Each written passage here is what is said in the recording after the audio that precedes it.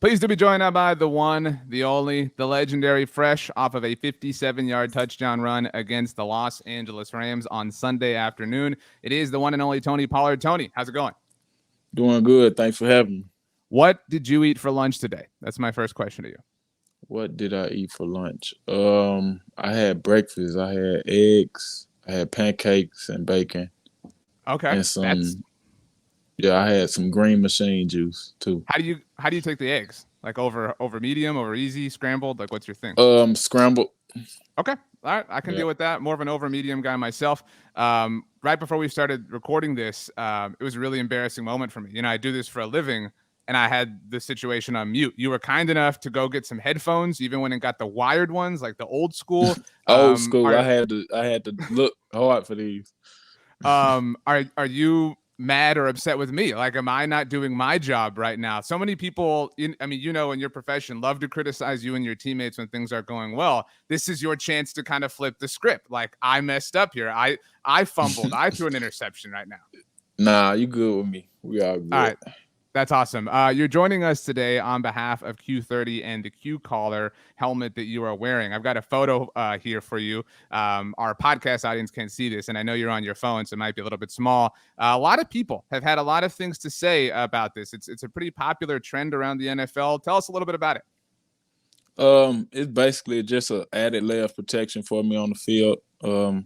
Just to protect my brain from, brain injuries from, the impact that we take.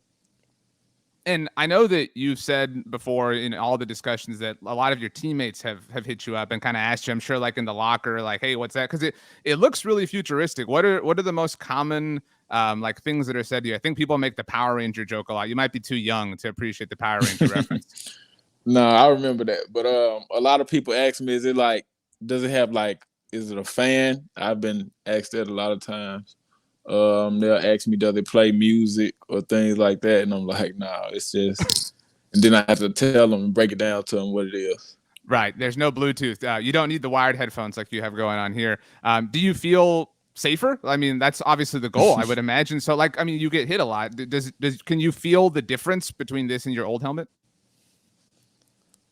Honestly, I can feel the difference since I've been wearing it, this is my first year wearing it. So Right. from the previous year that I've been in the league, not wearing it to now, like I honestly feel the difference. Like I feel like I'm more protected than, most guys out there. That's awesome. Very awesome stuff that's happening here. Again, I know it's really popular throughout the NFL. I actually want to get this one out of the way first. So it's your new helmet. It's not new anymore, but do you ever miss the number 36? Or was that just like the worst day of your life when you found out you were going to wear 36 as a rookie? Yeah, that was tough.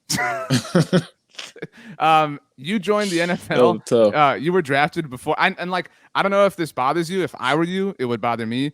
I don't know if you search your name like on GIF keyboards. There's still some from your rookie year that are there with the 36. The 20 is so much cleaner. But if you had joined the NFL after position players had been allowed to wear single digits, what would you have still gone 20? Or what would be your optimum number? A lot of people think you would look good in 1. Yeah, I would have either went for 1 or probably 5. Okay. Either one of those. All right. Well, Kelvin Joseph and Brian Anger have been put on notice. This has been, I have to imagine you've heard the noise about your team this season, especially after week 1. I know you guys have done such an incredible job of just rallying around one another. What has it been like? I would assume this has been maybe the craziest, most fun stretch of your career. Not that anything else wasn't fun, but it really has been you guys against the world for the last month. Yeah, I mean that's pretty much how we've been looking at it. It's us against everybody else, and we know that we have to step up. And actually, it's been pretty fun, just like you said, just going out there, trusting the training, trusting our practice, what we've been doing week in and week out, and then just game day, just going out there having fun. Who do you feel like isn't getting enough credit? Because a lot of people are throwing, flowers, and there's a lot of credit to go around. So like maybe the answer is everybody, but who do you feel like you don't see their name, you don't see Instagram posts or whatever hyping people up? Like who would you like to give some love to right now? I would like to give love to the O-line. I feel like they've been straight dogs, straight savages for us this year, and been punishing teams up front, and it's been making a difference for us. Yeah, I mean, Tyler Smith, again, another thing that a lot of people had a lot of thoughts on, and he has been, you know what it's like to come into the NFL as a rookie. I feel like, all due respect to Tyron, the great Tyron Smith, but like he has made it feel like there isn't much of a difference. He's playing at that high of a level. Yeah, I mean, Tyron Smith is the guy that you can't just Right. replace him like that. So it's always gonna be missed not having him out there. But having a guy like Tyler Smith that can come in behind him, I mean, that's probably the best situation we could have asked for. So the first game that you guys won against the Bengals was kind of a surprise, and it was fun. You had a big, carry in that game as well. Big little pitch from Cooper. He gets all the credit, right? It looks like, oh, Cooper Rush threw the ball 46 yards when you did all the work. I can't believe they didn't give you that touchdown. But you had the 57-yard touchdown against the Rams. But the first three games are a little bit different. I don't know. You tell me, was it different going to LA and going to the Rams? Did you feel like, okay, it's a Super Bowl champs, let's knock them out? I mean, McCarthy had the line that everybody loved about y'all not being anybody's underdog. Was it different for you guys to go play the reigning world champs? I mean, I don't think we thought too much into like the big name and everything behind it. At the end of the day, we go out there and just play football and just have fun doing it, and it's been showing. What's your favorite play from Sunday's win? Is it Michael Gallup's catch? Because I don't know how he does this anymore. I mean, Michael Gallup's pulling off these crazy acrobatic, holding half his feet in. I mean, I don't know if you've watched the entire game. I don't know how much film you've watched yet, but what was your favorite play from Sunday's win? Favorite play? I would say the strip sack and the touchdown by DA and D-Law. DA, another guy who didn't get a lot of love. And this is, y'all are kind of, I know Rod Marinelli had the Mighty Orphans line. I mean, y'all are really just kind of the true and total underdogs. A lot of people, I'm sure you have seen in your mentions and Instagram, tags and things like that. A lot of people would have said your 57-yard touchdown was their play of the game, their favorite play of the game. I had you in my stock up report because, let's be honest, it was amazing. You get lumped into this category of being like, well, Zeke's the bruiser and Pollard is the flashy guy. Pollard's the faster one. I think you both can do both things. This was a really physical run. I told you before we started that I had it for you available here. So I'm going to play it really quickly. Have you seen this yet? Yeah, I've seen it a couple times. Okay, I would imagine so. This was sick. So I'm going to try to go somewhat slow here. So the ball is snapped. And you're handed, obviously, the ball. So what are you thinking right here in the middle of all? No one's thinking at this moment, Tony, that this is a touchdown run. I mean, I seen daylight. The O-line did a good job, stretching the defense out, getting them moving, and then getting space inside. And I seen a crease that I thought I could get through. And then I just tried to switch into another gear and explode through it. Ran through an arm tackle. Then I felt the safety coming, jumping for my legs. So I pick my legs up to get out of that one. And then when I saw, you're wearing the Q collar right now. So you're light, you're agile let's be honest too, you're much faster in number 20. Like if you're wearing 36, you're a step slower. Like that's just, those are the facts. That's true. So you're saying this is where you feel the safety come in for your legs right here, right? Yeah. Exactly. And so at this point, I do think that a lot of people think, and our podcast audience can't see this, but our YouTube audience can, you have to think I'm gone, right? I mean, you're at the 50-yard line. There's a handful of people in the world who could think I'm gone. Do you think at this moment that you're scoring? Not yet. It was after I broke the second tackle after this one. That's when I knew I was gone. So this is the dancing that people know you for. There's a little stiff arm too. Like again, this kind of had it all. Do you feel like your stiff arm game? Maybe again, people don't consider you that physical of a runner, but you got to be pretty physical to do something like this.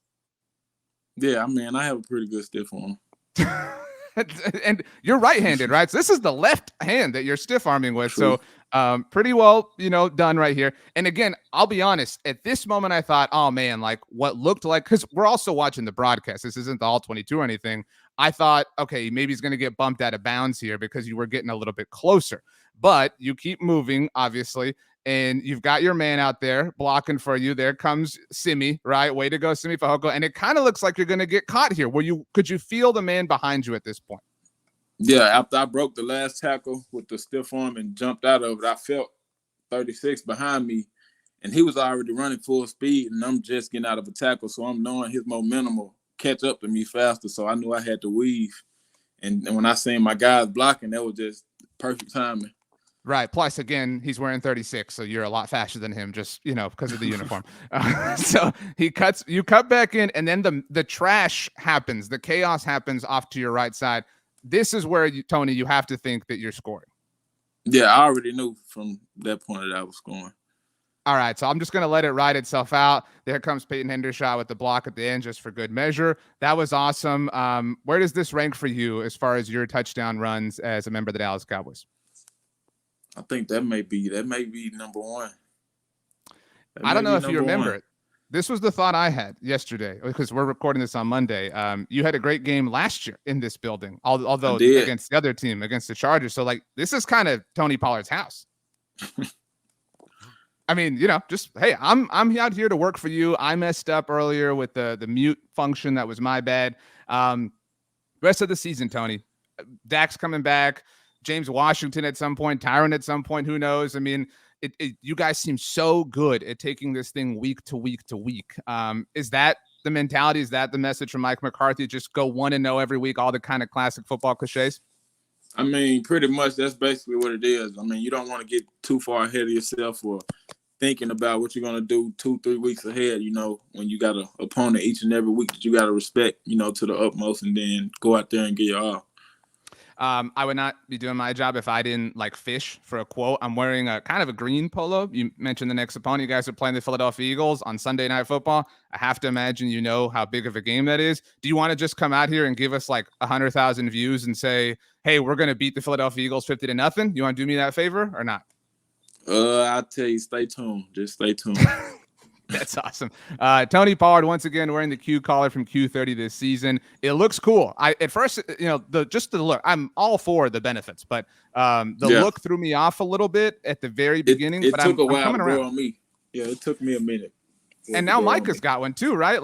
Because Tony, it's also the face mask is a little weird. That's God, tell me, that's a big visor that you're wearing. It is, but the helmet, it makes a difference. The helmet plus the Q collar, I feel like I'm on a different level of protection on the field, honestly. That's awesome. Tony Pollard, Dallas Cowboys running back, thank you so much for taking the time to join us. Best of luck the rest of the season. Health to you and all your teammates. We're looking forward to watching you. Thanks for making the last month, the whole season, and your entire Cowboys career so far so much fun. Yes, sir. Appreciate it. Thanks for having me.